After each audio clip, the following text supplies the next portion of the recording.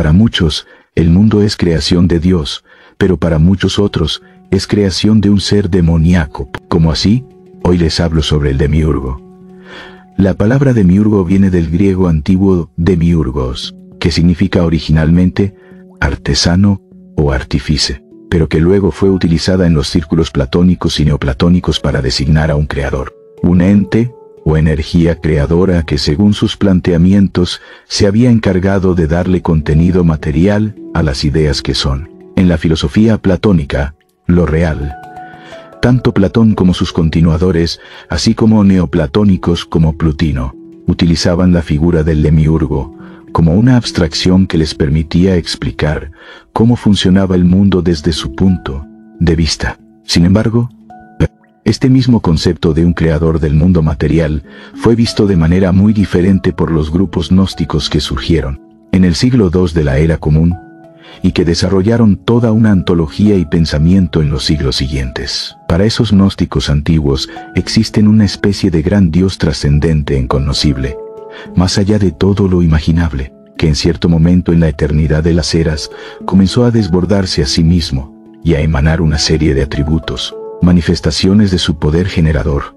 El último de estos atributos fue el que, siguiendo una tradición más antigua, los gnósticos llamaron la sabiduría de Dios. Este extraño mito gnóstico tuvo diversas variantes según el grupo gnóstico específico, pero en general, contaba la historia de que la sabiduría o divina Sofía, como también se le llama, tuvo un desdoblamiento, pues antes del momento adecuado intentó regresar a la fuente primordial, o sea, a ese Dios trascendente e inconocible, y como no pudo lograrlo, una parte de ella descendió tan bajo que tuvo una emanación propia, una especie de entidad que se creyó a sí misma el Dios único y que formó el mundo material.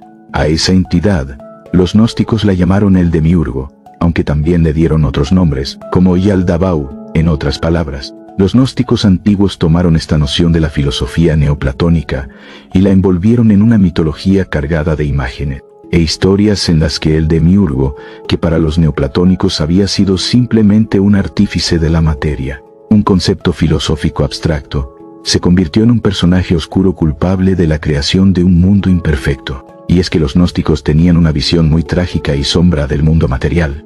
Pensaban que era un lugar solo de sufrimiento y maldad, y como no podían aceptar que un gran Dios trascendente hubiera podido crear un mundo tan defectuoso, decidieron que el culpable tenía que ser un ser menor, un ente que se creía de Dios, pero que no lo era. Estamos entonces ante una creencia basada en una mitología que intentaba explicar el mundo en el que estaban viviendo aquellos gnósticos de los siglos II, III y IV. Es preciso tener en cuenta que ellos eran herederos de un pensamiento principalmente judeo-cristiano, y de hecho, la mayoría de los grupos gnósticos del siglo III eran cristianos.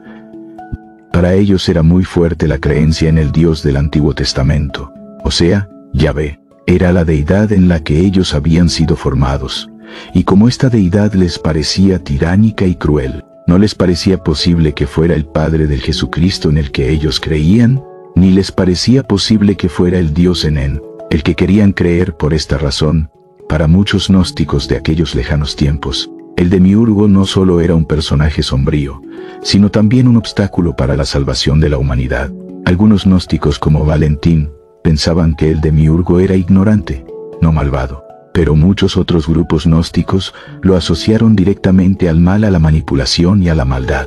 Y sin importar cómo lo concibieran, todos los gnósticos creían que los seres humanos debían darse cuenta de las trampas demiurgo si querían salvar la chispa divina que según ellos era su verdadera esencia y retornar al verdadero Dios. Y es que, según todos ellos, el demiurgo había creado el mundo material para mantener atrapadas esas chispas divinas. En la actualidad existen grupos que se consideran a sí mismos gnósticos y que siguen sosteniendo la misma mitología y las mismas creencias.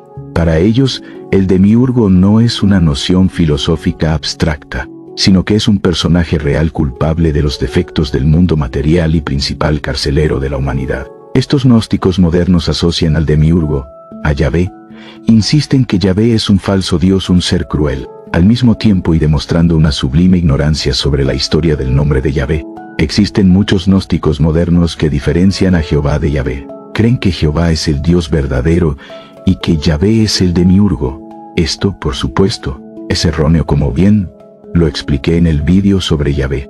El caso es que la creencia en el demiurgo no es más que otra forma de explicar o intentar explicar lo que funciona mal en el mundo a través de una figura sobrenatural malvada que oprime a la humanidad. Es una manera de liberar de responsabilidades a los seres humanos con respecto a sus decisiones y acciones dañinas. Según esta creencia, resulta que no es culpa de los seres humanos que haya violencia y sufrimiento en el mundo, sino que es culpa de una entidad sobrenatural. O sea, se trata más o menos de la misma estrategia de los cristianos que achacan a Satanás todos los males que los propios seres humanos crean. Como podrán imaginar, todas estas historias sobre el demiurgo, Yahvé y Jehová, son solo creencias de consuelo, para hacer sentir a los creyentes que en realidad son seres divinos y que no tienen la culpa de sus males, pero son solo creencias y mitos, surgidos de la imaginación humana. Ni hay demiurgo, ni hay Satanás, ni tampoco Dios verdadero. Y sí, somos responsables de las decisiones y acciones que emprendemos, así que si el mundo no funciona bien para la humanidad, es responsabilidad de la humanidad corregir sus propias faltas y dejar de estar buscando culpables en seres imaginarios. Y ahí se los dejo. Hasta la próxima.